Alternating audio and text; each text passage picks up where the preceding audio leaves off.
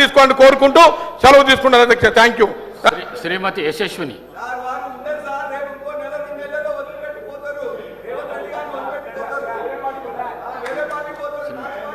ధన్యవాదాలు అధ్యక్ష. వాళ్ళు మాట్లాడుతూ పదే పదే పార్టీ అంటున్నారు. మనము ఒక అంటే పార్టీతో సంబంధం లేదు అధ్యక్ష.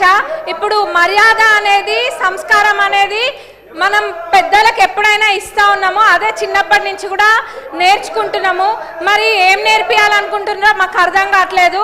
అంటే పార్టీతో సంబంధం లేదు. ఇప్పుడు ఒక తండ్రి లాంటి వాళ్ళు కడియం శ్రీహరి గారు మా అందరికీ కూడా ఒక తండ్రి లాంటి వాళ్ళు, వయసులో పెద్దవాళ్ళు, ఎప్పటి నుంచో కూడా శాసనసభ్యులుగా ఉన్నారు. అట్లాంటి వారికి మర్యాద ఇవ్వకుండా ఎట్లా పడితే అట్లా మాట్లాడి నిన్నటి నుంచి చూస్తున్నాము. అది డిమాండ్ల మీద మాట్లాడుతుంటే చర్చ జరుగుతుంటే కొత్తగా సబ్జెక్ట్ ఏమైనా నేర్చుకుందామని ఇంట్రెస్టింగ్గా విందాం అనుకుంటే నూతన సభ్యులం ఎంతో మంది ఉన్నాం. సభా సమయాన్ని కూడా వృధా చేస్తున్నారు.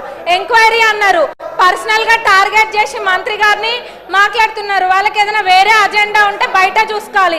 మరి ఇప్పుడు సభలో మేము నేర్చుకోవాల్సింది రాజకీయ పార్టీల గురించి చేయాలా, లేకపోతే ప్రజలకు కావాల్సిన సమస్యల గురించి మాట్లాడాలా? మరి ఇప్పుడు నూతన సభ్యులకి వీళ్ళు నేర్పించే సాంప్రదాయం ఇదేనా? దీన్నే క్యారీ ఫార్వర్డ్ చేయాలా? ఎంక్వైరీ చేస్తా అని మా ముఖ్యమంత్రి గారు నిన్ననే చెప్పిండ్రు.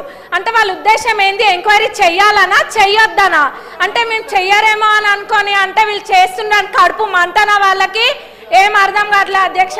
మరి వాళ్ళకి ఉద్దేశం ఏందన్నది అందరికి ప్రజలందరూ చూస్తుండ్రు, అందరికి కూడా అర్థమవుతుంది.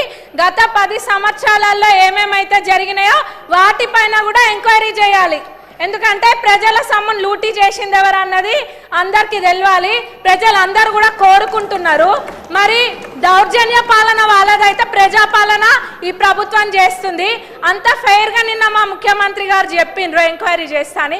మరి ఎందుకు ఇట్లా సమయం వృధా చేస్తుండ్రు? అంటే ఎవరి గురించి చర్చలు జరగద్దా? వాళ్ళ పార్టీ గురించి ఒక్కదాని గురించి చర్చ జరగాల? వాళ్ళు గెలవలేదన్న ఫ్రస్ట్రేషన్లో వాళ్ళు ఉంటే ఇంకా వేరే ఎవరు ఏం మాట్లాడద్దా? బీజేపీ వాళ్ళు మాట్లాడద్దా? ఎంఐఎం వాళ్ళు మాట్లాడద్దా? సిపిఐ వాళ్ళు మాట్లాడద్దా? మేము అసలు విని ఏమైనా మాట్లాడదాం అనుకుంటే కొద్ది గొప్ప ఇంత కొంత నేర్చుకుంటే ఆ ఉన్నదంతా కూడా ఎగరగొట్టేటట్టు ఉన్నారు వాళ్ళు. నూతన సభ్యులకైతే మొత్తం ఇది ఉంది.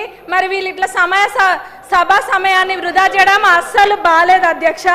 మరి ఎంక్వైరీ చేస్తా అన్నాక ఇది చేయడము చిన్నపిల్లల ఆట లెక్క ఉంది. ఇదంతా కూడా ప్రజలు గమనిస్తున్నారు. ధన్యవాదాలు అధ్యక్ష. మీరు సభను ఆర్డర్లో పెట్టండి. డాక్టర్ రాఘమయ్య. ధన్యవాదాలు అధ్యక్ష. ఈరోజు ఈ సభను చూస్తే ఎంత ఆవేదనతో, ఎంత భారమైన హృదయంతో ఈరోజు నేను చెప్తున్నా అధ్యక్ష.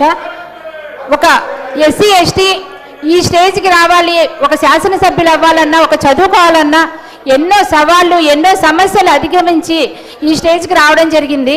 మేమందరం కూడా ఎన్నో సంవత్సరాలు ఒక తపస్సులా చేసి ప్రజలకి సేవ చేసుకుంటూ ఒక ఎమ్మెల్యే అవ్వాలన్న కృతనిశ్చయంతో ఈరోజు మేము ఎమ్మెల్యే అయ్యాం అధ్యక్ష. కానీ ఈ సభను చూస్తుంటే ఎంతో బాధగా ఉంది. ఎందుకంటే ఒక ప్రజల సంక్షేమం కానీ